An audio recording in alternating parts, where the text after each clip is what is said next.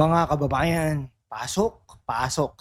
I-share ang live stream, itag ang mga kapamilya nating OFW sa Middle East, sa Asia, sa Europa, at ang mga taxpayers natin na gising pa rito sa Pilipinas. Welcome sa pinakamainit, pinakasolid, at walang kinakatakutang talakayan sa internet. #WalkWithLan. Bago ko ibaba ang pangalan ng mambabatas na niyanig ang mundo ngayong araw, mag-blind item muna tayo. Isang kilalang mambabatas, akala mo ay papasok sa isang courtroom drama sa Hollywood. Formang-forma, kompleto ang PowerPoint slides, tinaasan ng boses at aganda ng mga tanong na halatang pang soundbite. Bite lang sa TikTok at Facebook Reels. Ang akala niya, maiipit niya ang resource person ng OVP, ang yabang ng mga kakampi. Sabi sa media, tunog lata ang depensa ng vice-presidente. Pero heto ang truth bomb nang sumabog ang isang tahimik, determinadong legal warrior. Walang iba kundi si Attorney Sheila Season na defender ni VP Sara Duterte. Biglang nabali ang naratibo. Ang akalang tunog lata na depensa, naging matibay na pader ng batas. At ang naiwang mukhang latang walang laman, walang iba kundi si Congresswoman Luis Tro.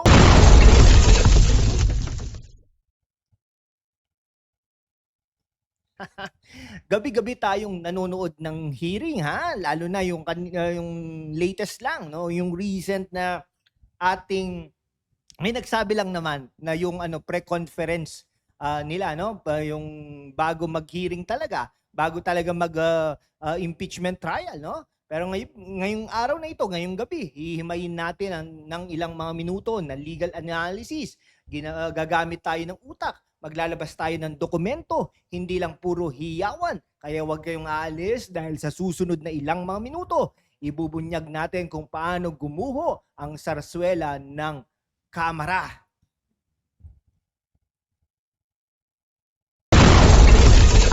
Okay, ito i-share muna po natin, wait lang po. Ayan. Ngayon po, yung Senate impeachment trial, alam nyo, noong February pa naman to, last year pa naman supposedly mag-impeachment trial sila kaya lang sabi ng Supreme Court, unconstitutional. Kaya po ngayong taon na ito, magkakaroon ng impeachment trial na, no? Kasi nagkaroon nga ng impeachment process. Ngayon, ang Senate allocates less than 1 million for BP's impeachment trial essentials. Ngayon, hindi po natin alam kung ganun pa rin po ang gastos doon. Pero alam nyo, may gastos po yan. Every hearing, every session, every trial, may gastos po yan. At yan mga kaibigan, galing po sa atin, no? So mga kababayan, bakit ba lumalagablab ang galit ng taong bayan dito? Isipin nyo, bawat sandali na nakasindi ang aircon dyan sa Kongreso, bawat sweldo ng mga committee staff, bawat coverage ng media, parang galing sa tax mo yan. Galing sa VAT na binabayaran mo sa noodles, sa load at sa pamasahe. Sabi ng mga kritiko, humarap kayo sa tanong, pero ang tanong ng bayan, in aid of legislation pa ba ito o in aid of 2028 election na? Panoorin natin kung paano ipinakita ni Attorney Season na ang totoong paggalang sa bayan ay ang paggalang ng rule of law. Hindi pwedeng baluktutin ang proseso para lang makagawa ng drama. Gusto nyo ba ng resibo? Sige, bago natin simulan ng paghimay ng video, mag-flag muna tayo dahil ang laban na ito ay mga kababayan, sa mundo kung ang kasinungalingan ay nangingibabaw, ang katotohanan ang unang sinisikil. Pero kasama kayo, magpapatuloy tayo sa laban, walang takot, walang kinikilingan, at laging handa para sa bayan. Sumali na sa aking YouTube channel membership sa #WalkWithLan at tulungan natin ang channel na maabot ang 100,000 subscribers. Ang inyong suporta ang susi sa kalayaan natin para ipagpatuloy ang pagbabalita ng katotohanan. I-click ang join button sa ibaba. Salamat at kita-kits sa laman. Okay mga kaibigan, i-play lang po natin to ng sandali. Ito yung kay Luis Tro nung tinatanong si dating Pangulong Rodrigo Roa Duterte nung 2 years ago pa. Are taking full legal responsibility to all the victims of war on drugs, both legal and illegal. It is my humble submission, Mr. Chair, that the former president can be considered liable for all these crimes under the theory of conspiracy by being a principal by inducement. I wish to manifest, Mr. Chair, that without the order, without the reward, these police operatives should not have resulted. Okay mga kaibigan, i-ano lang po natin yan dahil hindi ko po makayanan ang mga sinasabi nitong si Luis Troy, no? Mga kaibigan, i-pause muna natin yung mga yan, no? Tignan nyo ang gulo ng ang kamera kay Representative Luis Troy, ha? Mapapansin nyo mga tinatawag sa abogasya na leading questions or leading sentiments. Anong leading question? Ito yung mga tanong na may sadyang bitag. Yung tinatawag na rehearsed trap para mapuwersa ang testigo na sumagot ng oo o hindi kahit kulang ang konteksto. Ang layunin, para pagdating sa gabi, may ipalabas na clip sa balita na mukhang talo ang mga Duterte. O kaya naman, ngayong impeachment ay talo ang OVP. No? Pero panoorin nyo, panoorin nyo sa attorney season, iba iba talagang kalibre, no? Ito ang tinatawag kong legal genius strategy. Hindi siya nagtataas ng boses, hindi siya nakakapaggantihan ng taray. Ginamit niya ang sandata ng saligang batas. Panoorin natin ang counter manifestation niya, mga kaibigan. Okay, panoorin po natin ito, sa Facebook po, no? Si Attorney Season. Tingnan niyo yung ano niya, no? Grabing galing ng attorney na ito. Kaya tinatanong po siya ng ang tawag doon, ng reporter. Mahina.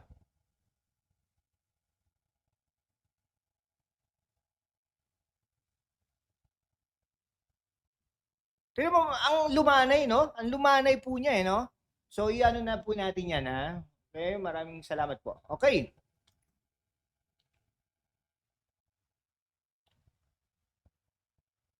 Okay, nakita niyo yan, Talagang doon sa bahaging yan, mga kaibigan, talagang makikita natin si Attorney Season na saklaw ang jurisdiksyon. Sabi niya, symmetric o patas dapat ang investigasyon. Hindi pwedeng lampasan ang kapangyarihan ng ombudsman o ng korte para lang mag-akusa sa harap ng kamera, no?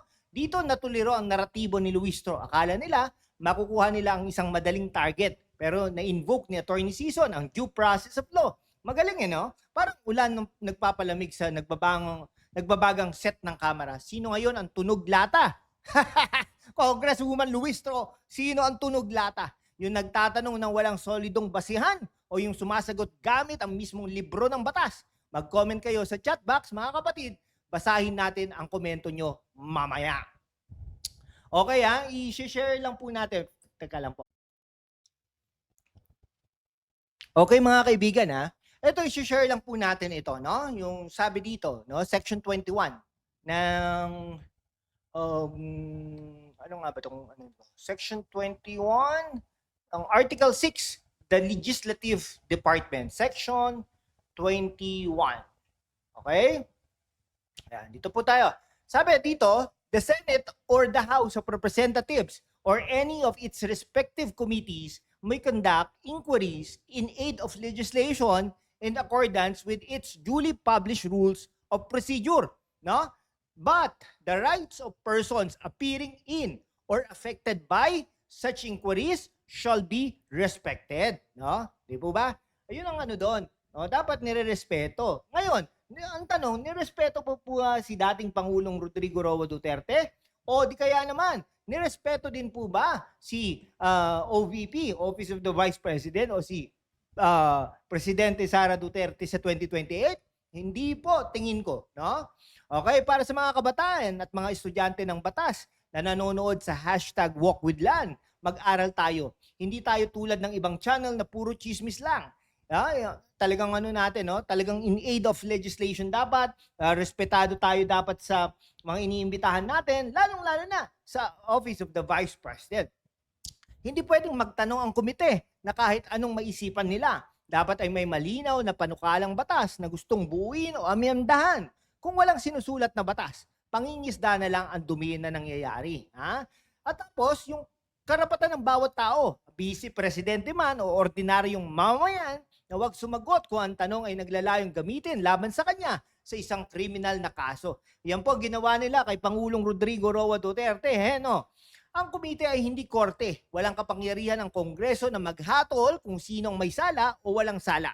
Ang trabaho nila ay magpasa ng batas, hindi ang maging huwes at berdugo. Ito ang dahilan kung bakit matigas ang depensa ni Vice President Sara Duterte at Attorney Sison. Dahil kapag binuwag mo ang tatlong hakbang na yan, hindi na demokrasya ang mayroon tayo. Ito ay magiging isang malaking political circus na lang kung saan ang may hawak ng mikropono ang laging tama. At yan ang patuloy na binabantayan natin dito sa channel natin, #WalkWithLand. Okay, dumako na tayo sa ating konklusyon, ang tinatawag nating hatol nila. Ang katotohanan sa likod ng mga ingay na ito, hindi mahina ang depensa kung ang hawak mo ay saligang batas.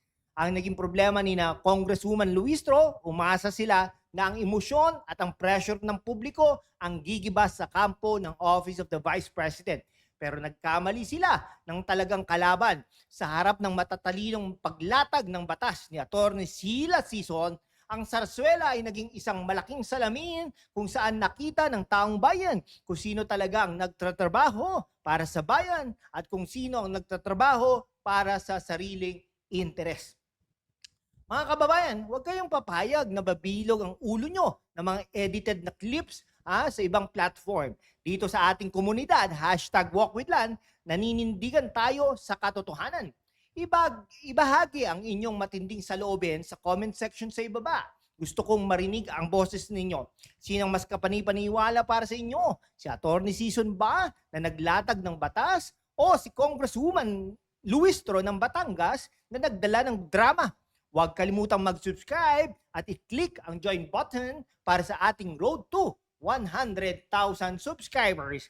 Maraming salamat! At laging tandaan, ang katotohanan ang magpapalaya sa atin. Kita-kits sa susunod na video.